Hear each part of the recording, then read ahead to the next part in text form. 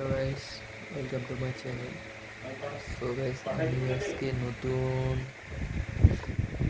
নতুন কিছু ভিডিওতে নতুন কিছু দেখাবো।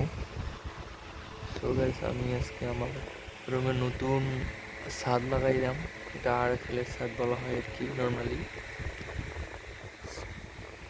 এর উপকারিতা হচ্ছে একবারে কম খরচে, একবারে প্রিমিয়াম, দেখতেই পাচ্ছেন।